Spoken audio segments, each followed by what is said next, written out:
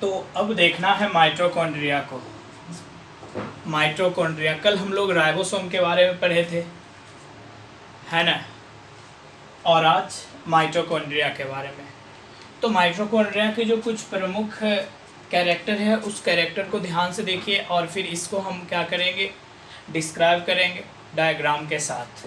तो चलिए पहले माइटोकॉन्ड्रिया, इनके बारे में बताया जा रहा है कि डबल मेम्ब्रेन सेल ऑर्गेनल्स है ना। कल राइबोसोम के बारे में पढ़े थे कि वो मेम्ब्रेन लेस था, है ना, और अभी बता रहे हैं कि डबल मेम्ब्रेन है, यानी इनके ऊपर चारों तरफ 2 झिल्ली होती है, जो हम लोग देखेंगे डायग्राम में। नंबर दूसरा, सेकेंड लार्जेस्ट सेल ऑर्गेनल्स, कह रहा है कि यह दूसरी सबसे बड़ी कोशिकांग है, जबकि कल राइबोसोम के बारे में क्या देखे थे, वो सबसे छोटी कोशिकांग थी। नंबर तीसरा, हाँ लेकिन ध्यान दीजिएगा, सेकेंड लार्जेस्ट सेल ऑर्गेनल्स तो है माइटोकॉन्ड्रिया, लेकिन बता रहा है इन एनिमल सेल, कह रहा है कि जंतु कोशिका में यह दूसरी सबसे बड़ी कोशिकांग है, जबकि हम लोग प्लांट सेल में जाएंगे तो second largest cell organelles chloroplast हो जाएगा। तो ध्यान दीजिएगा, अब तक 4 क्वेश्चन हो गए, है ना। सबसे बड़ा कोशिकांग, है ना, सबसे बड़ी कोशिकांग जो सेल ऑर्गेनल्स है वो न्यूक्लियस हो गया, सबसे छोटी राइबोसोम, दूसरी सबसे बड़ी, तो दूसरी सबसे बड़ी एनिमल सेल में माइटोकॉन्ड्रिया है, लेकिन प्लांट सेल में क्लोरोप्लास्ट है। Next, power house of cell, इसको कोशिका का शक्ति घर, कहीं मिलेगा बिजली घर, इलेक्ट्रिक हाउस, है ना, भी कहा जाता है। एटीपी मिल ऑफ सेल, कह रहा है कि एटीपी का निर्माण करता है, इसलिए से एटीपी मिल ऑफ सेल कहते हैं। And most BBI question, semi autonomous, ऐसे ये सभी टॉपिक आपको याद रखना है जिसमें ये चीज़ें सेमी ऑटोनोमस सेल ऑर्गेनल्स क्या होते हैं जानेंगे। पहले फिर से, dual membrane cell organelles, second largest, दूसरी सबसे बड़ी कोशिकांग तो है, लेकिन किसमें, जंतु कोशिका में। अगर प्लांट सेल में बोला जाए कि दूसरी सबसे बड़ी कोशिकांग कौन है, तो क्लोरोप्लास्ट। कोशिका का बिजली घर, कोशिका का ऊर्जा घर, कोशिका का शक्ति घर किसे कहते हैं, तो वो माइटोकॉन्ड्रिया कहते हैं। कोशिका के किस अंग में, है ना, एटीपी का निर्माण होता है, वो भी माइटोकॉन्ड्रिया में होता है। और semi autonomous cell organelles mitochondria, ऐसे क्लोरोप्लास्ट को भी सेमी ऑटोनोमस सेल ऑर्गेनल्स कहते हैं। तो चलिए हम लोग इसके डायग्राम को देखते हैं, उसके पहले जान लेते हैं इसका खोज किसने किया था। किसका जी, माइटोकॉन्ड्रिया का खोजकर्ता कौन है। तो 2 नाम आपको मिलेंगे, एक रिचार्ड अल्टमान और कलीकर। मेन रूप से आप इनको याद रखेंगे, रिचार्ड अल्टमान और कलीकर ने माइटोकॉन्ड्रिया का खोज किया था, है ना, और उस समय माइटोकॉन्ड्रिया को इन्होंने बायोब्लास्ट कहा था। ध्यान देंगे, क्या माइटोकॉन्ड्रिया का खोजकर्ता कौन है, रिचार्ड अल्टमान और कलीकर, और उस समय उसका क्या नाम था, बायोब्लास्ट। तो इसका नाम क्या बोले, इसका नाम माइटोकॉन्ड्रिया किसने किया, यानी नामांकन किसने किया, है ना, नामांकन किसने किया जी। तो नामांकन जो इसका है वह सी वेंडा है। ध्यान रखेंगे, नामांकन किसने किया, सी वेंडा ने, लेकिन खोज किसने किया, रिचार्ड अल्टमान और कलीकर ने। जिसमें इसका खोज हुआ था रिचार्ड अल्टमान और कलीकर ने किया, तो उसमें इसका क्या नाम था, बायोब्लास्ट। तो माइटोकॉन्ड्रिया किसने कहा, सी वेंडा ने। चलिए हम लोग इसके डायग्राम को देखते हैं, क्या बता रहे हैं यार, डुअल मेम्ब्रेन सेल ऑर्गेनल से ध्यान दीजिएगा, दोहरी झिल्ली से घिरा हुआ कोशिकांग है ना। ऐसे जहाँ तक इनके आकार की अगर बात करें हम लोग, तो इसका आकार परिवर्तनशील होता है ना, यानी आप इस तरह से अंडाकार भी देख सकते हैं, छड़नुमा भी होता है, बेलनाकार भी होते हैं और गोलाकार भी होते हैं। डुअल मेम्ब्रेन सेल ऑर्गेनल्स, तो आपको तो एक मेम्ब्रेन दिख गई, एक झिल्ली दिख गई, और इनकी जो दोहरी झिल्ली होती है, यानी दूसरी झिल्ली जो होती है वो रफ होती है, और कहीं कहीं पर अंदर की ओर धंस कर फिंगर लाइक स्ट्रक्चर, है ना, उंगली जैसी रचना का निर्माण करती है। इस उंगली जैसी रचना को हम क्रिस्टी कहते हैं। क्रिस्टी की संख्या माइटोकॉन्ड्रिया में निश्चित नहीं होती है। चलिए, आपने क्या देखा, अब तक तो दिख गए हो कि यह 2 झिल्ली हैं, एक ये आउटर मेम्ब्रेन, बाहरी झिल्ली हो गए। हाँ जी, इसका आप नाम बताइए, आउटर मेम्ब्रेन, बाहरी झिल्ली। तो आपके समझ से ये इनर मेम्ब्रेन हो गए, है ना, आंतरिक झिल्ली। तो 2 झिल्ली हो गया। अब हम बता रहे, ध्यान दीजिएगा कि जो बाहरी झिल्ली है वो स्मूथ होती है, चिकनी होती है, लेकिन आंतरिक झिल्ली जो है इनर मेम्ब्रेन, यह रफ होती है, खुरदरी होती है, रुकरी होती है। इसका क्या कारण है? क्योंकि इनर मेम्ब्रेन कहीं कहीं पर अंदर की ओर धंसकर फिंगर लाइक, उंगली जैसी, है ना, उंगली जैसी रचना का निर्माण करती है ना। इस उंगली जैसी रचना को हम क्रिस्टी कहते हैं, क्रिस्टी कहते हैं, है ना। और क्रिस्टी के बनावट के कारण इनका जो सरफेस होता है वह आउटर मेम्ब्रेन से काफ़ी अधिक हो जाता है ना। और इन दोनों के जो बीच यानी आउटर मेम्ब्रेन और इनर मेम्ब्रेन, इन दोनों के जो बीच का स्पेस है इसे हम बोलते हैं आउटर चेम्बर, बाहरी कक्ष। नेक्स्ट, माइटोकॉन्ड्रिया का जो इनर मेम्ब्रेन होता है ना, इनर मेम्ब्रेन होता है वो लिक्विड से भरा होता है, इस तरह से, जिस तरह से आप सेल में जानते हैं साइटोप्लाज्म होते हैं, न्यूक्लियस में जानते हैं न्यूक्लियोप्लाज्म यानी कि केंद्रक द्रव होते हैं।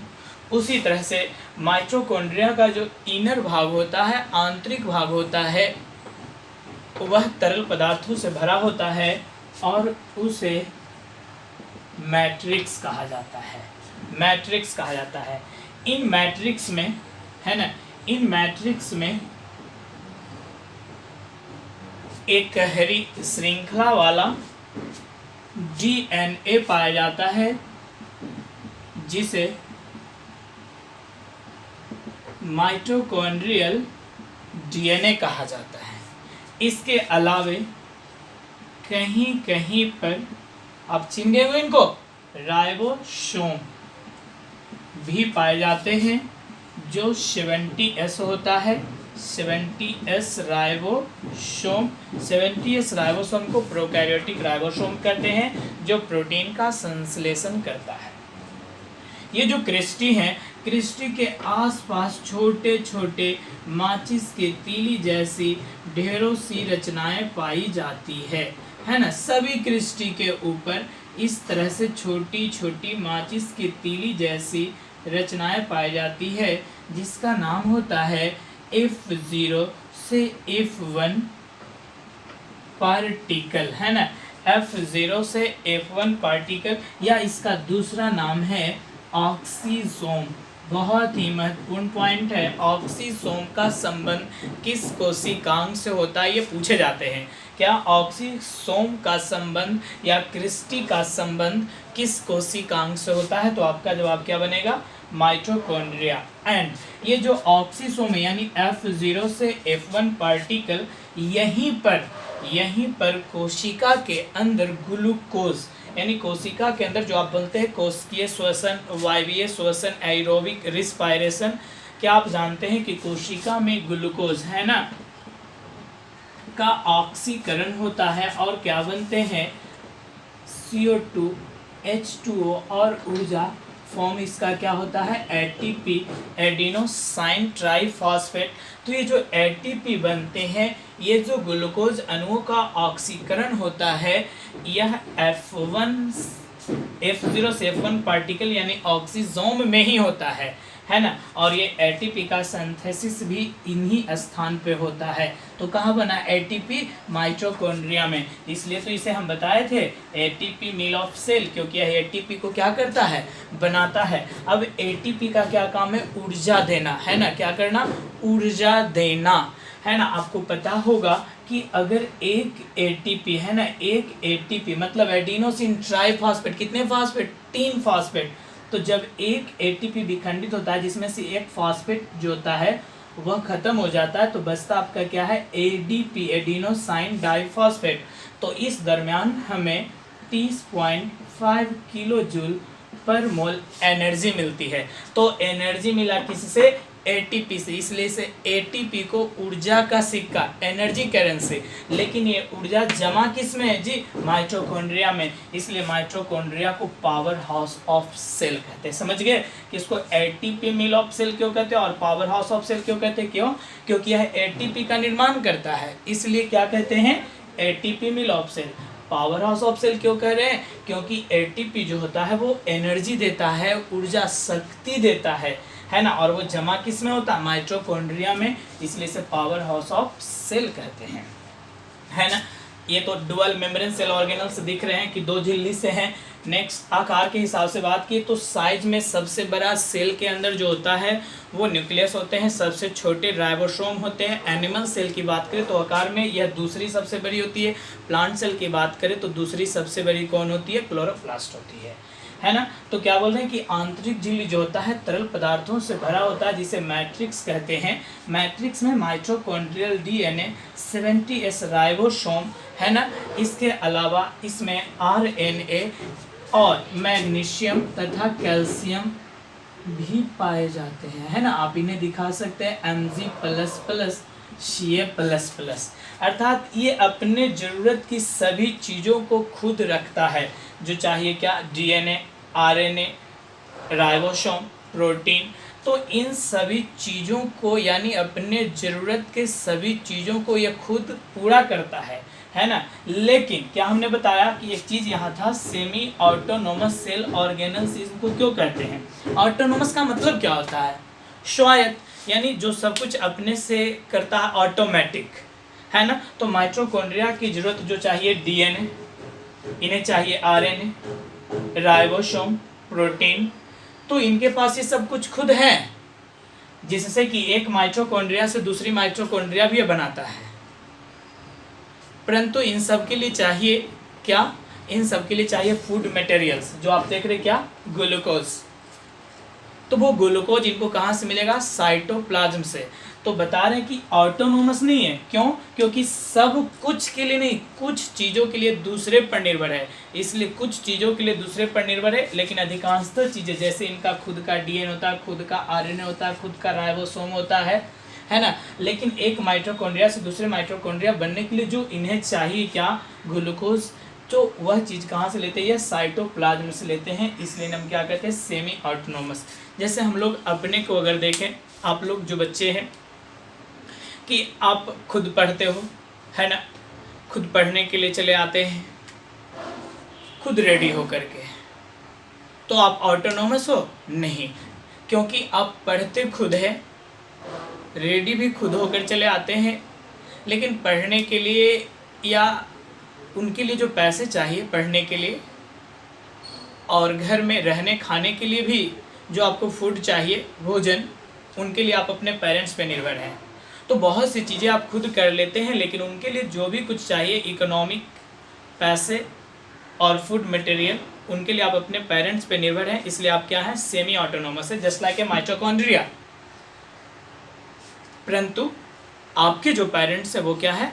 ऑटोनोमस है। तो चलिए इन चीज़ों को क्या समझे। माइटोकॉन्ड्रिया को डुअल मेम्ब्रेन सेल ऑर्गेनल्स कहते हैं, क्योंकि दोहरी झिल्ली से घिरा होता है। आकार के हिसाब से यह जंतु कोशिका में दूसरी सबसे बड़ी कोशिकांग होती है। इसे पावर हाउस ऑफ सेल कहते हैं, क्योंकि यह एटीपी के फॉर्म में एनर्जी को संचित रखता है ना।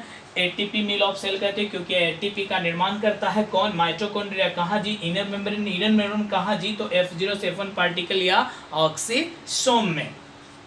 नेक्स्ट, इसे सेमी ऑटोनोमस सेल ऑर्गेनल्स क्यों कहते हैं? क्योंकि इसके पास खुद का अपना डीएनए है, आरएनए है, राइबोसोम होता है, जिसे कि एक माइटोकॉन्ड्रिया से दूसरा माइटोकॉन्ड्रिया बना सकता है। परंतु इनके लिए जो इसे क्या चाहिए, है ना, फूड मटेरियल चाहिए, वो फूड मटेरियल्स के लिए कोशिका द्रव पर निर्भर होते हैं, इसलिए इसे ऑटोनोमस नहीं, सेमी ऑटोनोमस सेल ऑर्गेनल्स कहते हैं। अब आप इन 3 प्रश्नों का उत्तर देंगे, है ना, जिस तरह से पिछले वीडियो में बताए थे। सबसे छोटी कोशिकांग, स्मॉलेस्ट सेल ऑर्गेनल्स कौन होता है? ए क्लोरोप्लास्ट, बी राइबोसोम, सी माइटोकॉन्ड्रिया और डी केंद्रक। क्वेश्चन नंबर दूसरा है, माइटोकॉन्ड्रिया में किस प्रकार का राइबोसोम पाया जाता है? Option A 70S ribosome, B 80S ribosome, C 55S ribosome और D 35S ribosome. Question number तीसरा है, एक एटीपी अणु के विखंडन से कितनी ऊर्जा मुक्त होती है? 38 किलोजूल पर मोल, 30 किलोजूल पर मोल, सी 2 किलोजूल पर मोल और डी 506 किलोजूल पर मोल। तो इन तीनों प्रश्नों का आप उत्तर बताएंगे और फिर कल इसी तरह से कोई नया वीडियो, यानी हो सकता है कल न्यूक्लियस आपको बताएं तो न्यूक्लियस भी कल पढ़ेंगे, लेकिन आज इन तीनों प्रश्नों का आप उत्तर बताइए कमेंट बॉक्स में, है ना।